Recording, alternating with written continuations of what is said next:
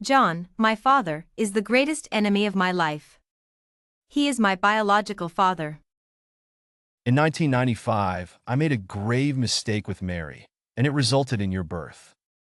Mary was a well-known strong-willed woman in our village. Despite the villagers' gossip, she personally sent John to prison and, under immense family pressure, gave birth to me. However, she disappeared when I was just 3 months old, and no one knew why. I was a small-time troublemaker, never making it big. After my release from prison, life became even more miserable. I struggled to make ends meet, let alone take care of you. He spent his days drinking and gambling, always losing. When he lost, he drank, and after drinking, he would hit me. My childhood was marked by the smell of alcohol and beatings. I thought about resisting, and once, when he was drunk, I picked up a kitchen knife. But in the end, I was too scared to act. Perhaps I wasn't cold-hearted enough to become a monster who would harm his own father. In truth, I should have done something to stop him, so he wouldn't have hurt Sarah. Sarah was the only bright spot in my dark childhood, the only person who truly loved and protected me. Without her, I might have grown up as an illiterate wild child. I remember clearly, when I reached school age, Robert and Helen didn't send me to school. Watching other kids with their colorful backpacks happily going to school, I felt envious, even jealous. Despite my fear of Robert and Helen, I mustered the courage to ask them why I couldn't go to school and why I didn't have a colorful backpack. Shut up, kid. Don't you dare question us. Yeah, we don't have money to waste on you. They ignored me, and when I persisted, they cursed and pushed me to the ground. Later, I found out they planned to sell me as a child bridegroom to a wealthy family, so they could get a large dowry to bail out their son. At the time, I was foolishly happy, thinking I would get new clothes and shoes. But Sarah came and tore the new clothes off me, pointing at Robert and Helen. Are you even human?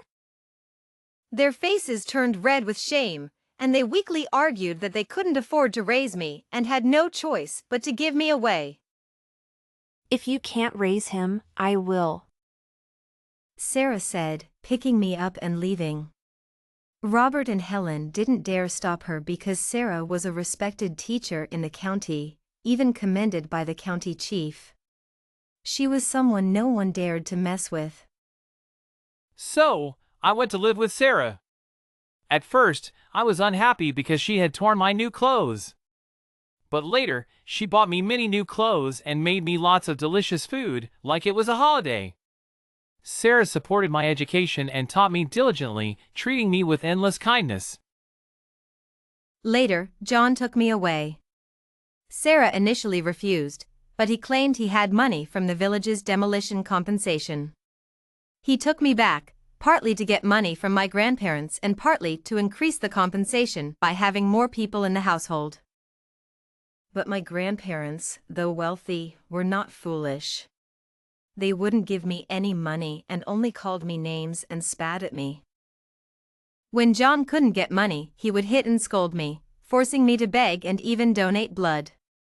When he did get money, he would gamble and drink, then continue to mistreat me. Fortunately, the demolition compensation came through quickly. Otherwise, he would have sold me off to fund his gambling and drinking. Although John often beat me, there was one exception: when Sarah visited on weekends. The moment he saw Sarah, his eyes would light up. Tom, you're such a good boy, doing so well in school. I'm blessed to have a son like you. Sarah didn't pay much attention to him. She would hold my hand, ask me many questions, and quietly inquire if John treated me well. Is everything okay, Tom? But I didn't dare tell her the truth. He had warned me that if I said anything, he would harm me. Everything is fine, Miss Sarah. Sarah wasn't foolish. She could see my distress, and the bruises on my body were obvious to anyone. She got very angry. How dare you treat him like this? She scolded John harshly and tried to take me away. But John wouldn't agree. He was drunk and started to manhandle Sarah. At first, it wasn't too bad, but when he tore her blouse, his eyes turned red. He pounced on her like a mad beast, pinning her down on the sofa. Sarah, like Mary, was a strong woman. But no matter how strong she was, she couldn't fight off a crazed adult man. Her clothes were quickly torn, revealing her body. John, like a pig, started kissing her wildly. Sarah screamed and tried to scratch his face but couldn't reach him. Tom, help me. If you move, I'll skin you alive. I wanted to help her, but I was too scared to move. My legs felt weak. Help me, Tom. I didn't dare look or listen. I hugged my head, hiding in a corner, trembling and crying. Later, my father tried to undo his pants, but Sarah took the opportunity to bite him and ran out.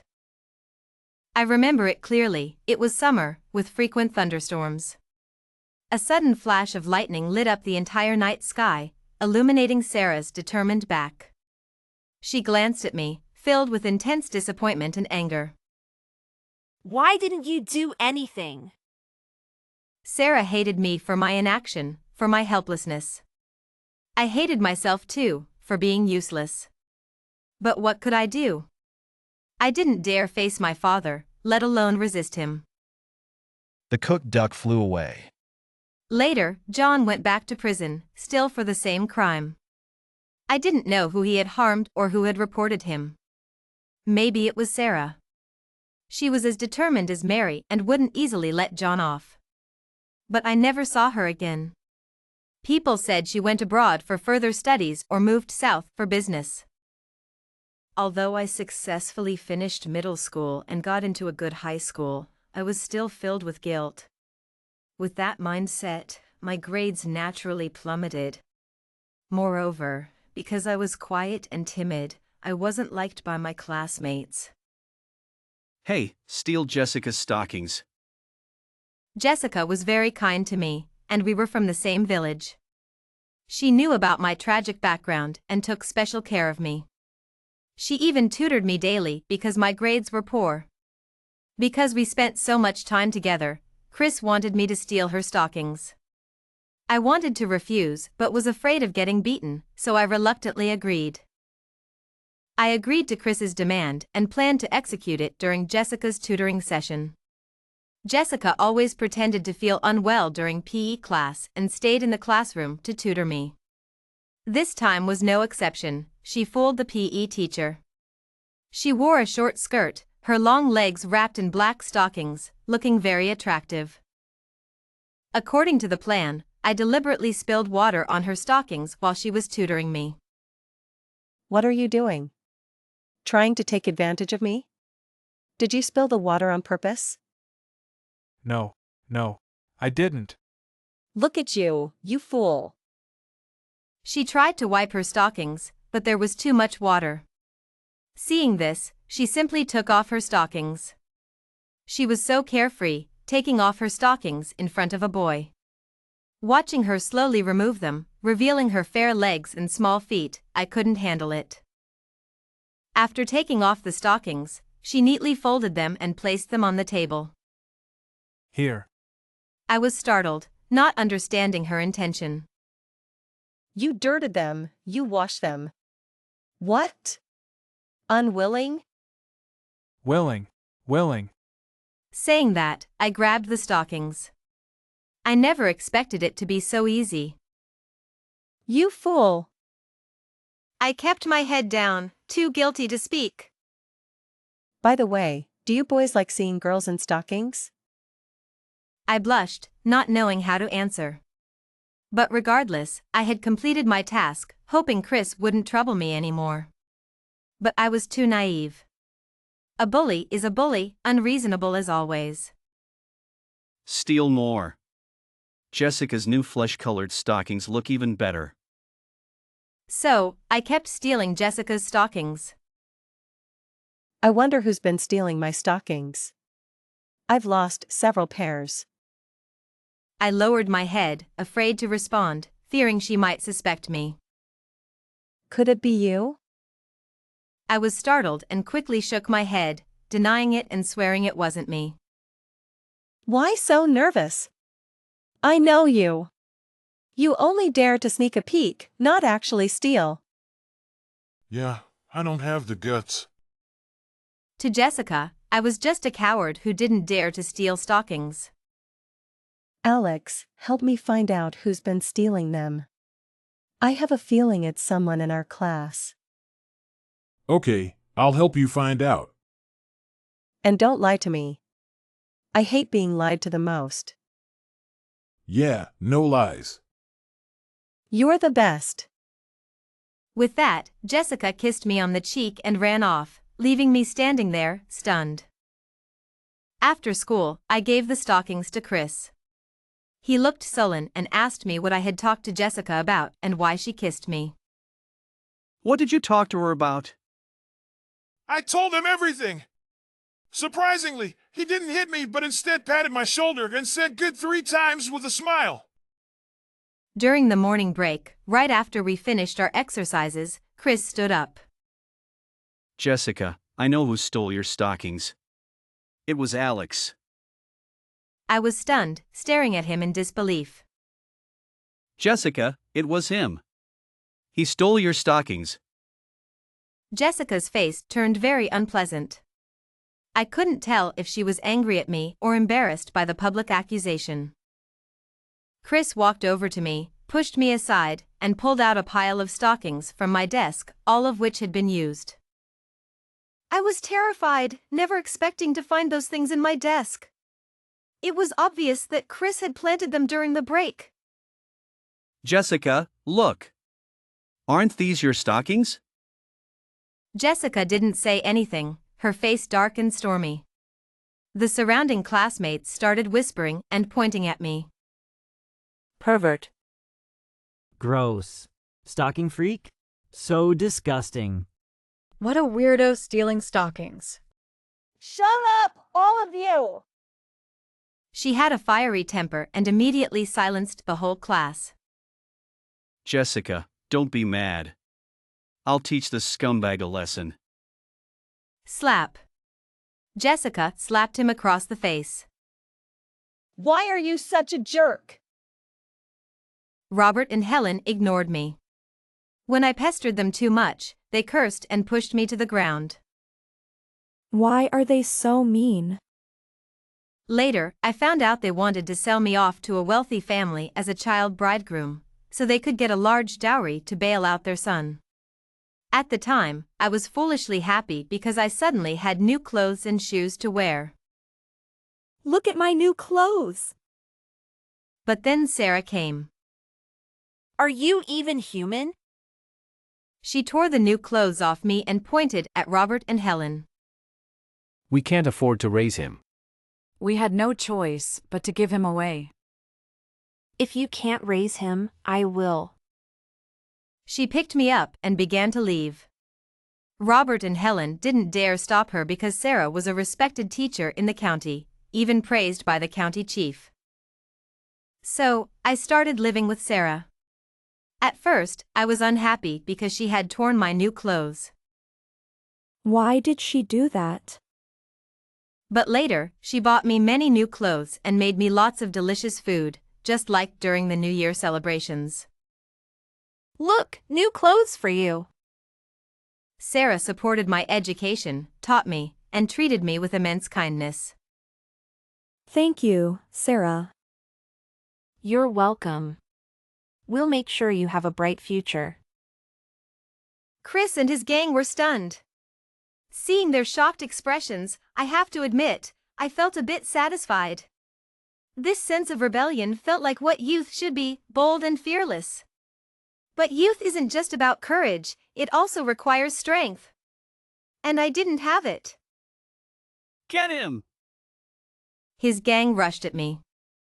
I raised my fists to fight back, but how could I stand against these delinquent students? In no time, I was knocked to the ground, bleeding from my nose and mouth. Call Jessica out. It was obvious what he intended by asking her to come out at night. Since I had already decided to resist, I certainly wouldn't help him. No way! Oh, tough guy, huh? Keep hitting him. Harder! His gang surged forward to continue beating me, but one of them, who seemed a bit smarter, suggested, Chris, why don't we just take his phone and send a message ourselves? No need to waste time. Good idea! Chris slapped his thigh and grabbed my phone. I tried to protect my phone, but I couldn't fight off so many of them. They took it from me. Even if you take my phone, it won't help. Jessica doesn't talk to me anymore. You won't get her to come out. To my surprise, she sent a voice message saying, Fine, I'll come and hear what you have to say. I didn't know what trick Chris had used, nor did I understand what Jessica meant by her message. But the fact was, Jessica really came. She wore a yellow spaghetti strap dress with white canvas shoes, looking ethereal and beautiful. Guys, get her. His gang was about to rush forward, but the one who had suggested taking my phone stopped them. Chris, we should tie this guy up first. Why tie him up? I saw the fire in his eyes earlier. He might ruin our plans. Better to be safe and tie him up. How do we tie him up? We don't have any rope. Use our belts. We'll need to take them off later anyway. Oh. Right! Good idea! Ha ha! Chris immediately took off his belt and tied me up. I struggled, but how could I fight off so many people alone? In the end, I was tied up like a dumpling. Chris slapped my face lightly, full of humiliation. Here's a gift for you. He stuffed Jessica's stockings into my mouth, silencing me. Then, he swaggered towards Jessica. Chris led the group surrounding Jessica, who was engrossed in her phone. What are you doing? Hey, nothing much. Just want to chat about life and ask some math questions. I don't have time to chat about life, she said, turning to leave. But Chris wasn't about to let her go. He stepped forward and snatched her phone. Stay away from me! Alex! You jerk! Get out here! You scumbag! Stop yelling, Alex is right behind you. Chris, stay away. Do you know what you're doing? You could go to jail for this. My brother is a police officer, he won't let you get away with it. Relax, I just want to take a few photos. I watched from the shadows, my anger boiling over. Though I was tied up and my mouth was gagged, I struggled to stand and stop them. I lunged forward like a beast from the darkness, shouting, "Stop right there!" In that moment, I was no longer the weakling everyone bullied, but a warrior standing tall. It felt like I was back in my childhood, reliving a night filled with regret and despair. The aggressor was no longer Chris, and the victim was not Jessica. It was my father and my Aunt Sarah. I saw Sarah's tearful, pleading eyes and heard my father's disgusting shouts. I charged at Chris, kicking him to the ground. Then I grabbed their phones, smashing and stomping them to pieces. Anyone else want to try touching her? I roared. At that moment, my presence was overwhelming. At that moment, I was fearless. Chris and his gang were stunned, some even trembling with fear. The coward who had been giving advice earlier started crying. You dare break my phone. I'll have my mom beat you up. He actually started crying. I was slightly taken aback. So, the ones who bullied me were this weak? Shut up, he slapped the coward across the face, scolding him. The sniveling boy's face turned red, and he held back his tears. Alex, didn't we agree? We go first, then you? They ignored me, and when I persisted, They cursed and pushed me to the ground. Later, I found out they planned to sell me as a child bridegroom to a wealthy family, so they could get a large dowry to bail out their son. At the time, I was foolishly happy, thinking I would get new clothes and shoes. Are you even human? Sarah came and tore the new clothes off me, pointing at Robert and Helen. We couldn't afford to raise him. We had no choice but to give him away. It's true. We didn't know what else to do. If you can't raise him, I will. Sarah picked me up and started to leave. Robert and Helen didn't dare stop her because Sarah was a respected teacher in the county, commended by the county chief. She was someone no one dared to mess with. At first, I was unhappy because she had torn my new clothes. But later, she bought me many new clothes and made me lots of delicious food, like it was a holiday. Sarah supported my education and taught me diligently, treating me with endless kindness. Come closer, I have something to tell you. Just as I was about to listen to what she had to say, she bit my earlobe hard. I shivered all over and angrily moved away. Why are you like this? What did I do to you? Dummy, come here, I need to tell you something. Against my better judgment, I leaned in again. This time, Jessica didn't bite me. Instead, I felt her soft, wet mouth on my previously bitten earlobe, and I couldn't help but moan. The sensation was so overwhelming. Do what you want, dummy. Jessica grabbed my hand and placed it on her chest. Alex, you idiot, listen to my heartbeat. I felt ashamed of myself. Having been tormented by my father and family since childhood, my temper and vigor were deeply suppressed. I could never break free, especially after the incident with Sarah, which further extinguished my spirit. At that moment, I noticed someone with a flashlight searching nearby. I quickly became more alert, helping Jessica up and hiding behind a tree. What are you doing? Why did you get up? Don't make a sound. The old guard is patrolling. If he catches us, we'll be in trouble. After about 5 minutes, George didn't find anything and shook his head, leaving.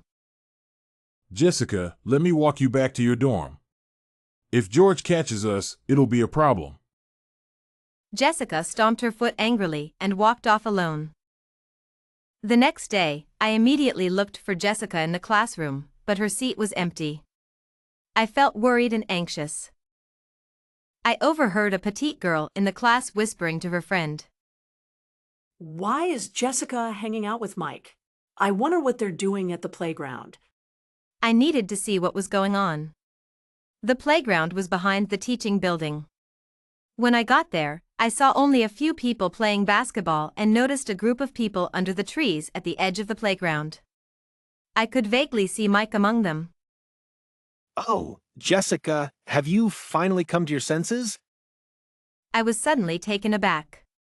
What did Jessica mean by that? I've made up my mind.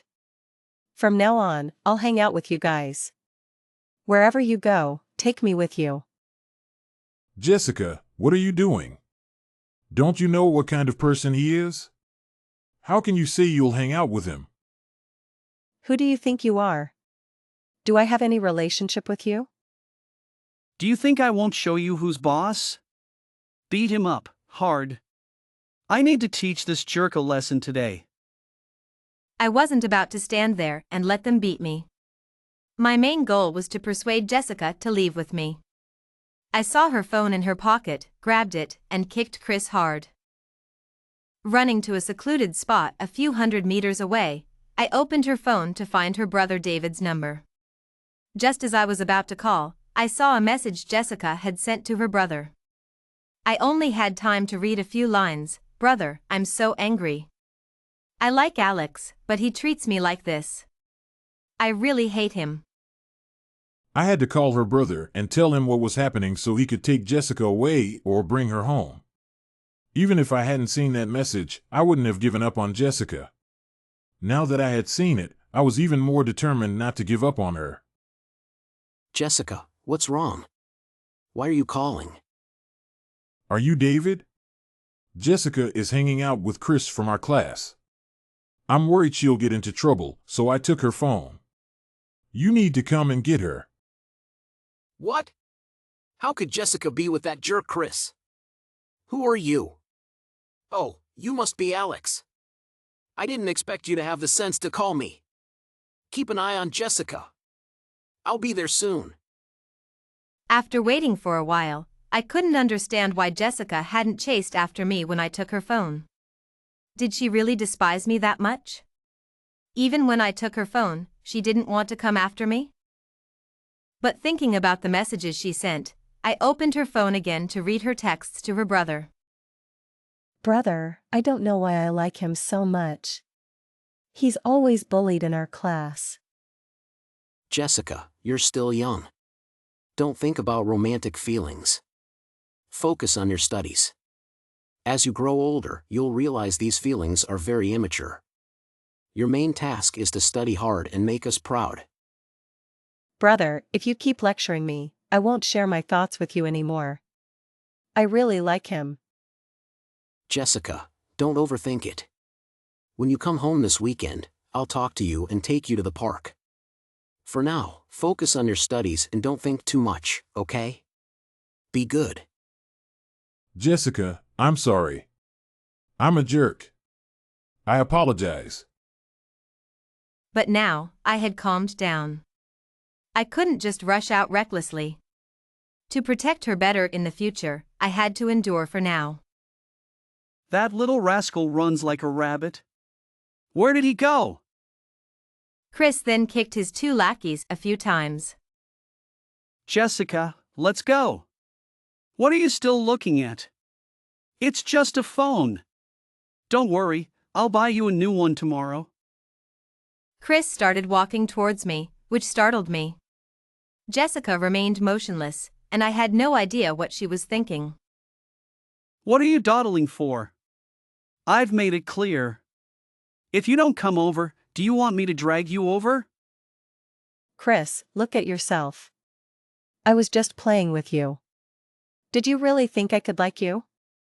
Let me be honest, I like Alex. I was just trying to make him jealous. Stop bothering me. With that, Jessica walked towards the classroom, leaving Chris's face alternating between red and green. Jessica, run! Go back to the classroom! I also ran in another direction. I didn't mention her brother was coming because I didn't know when he would arrive. Just as Chris saw me and started chasing, Jessica's brother, David, finally arrived. I'm Jessica's brother.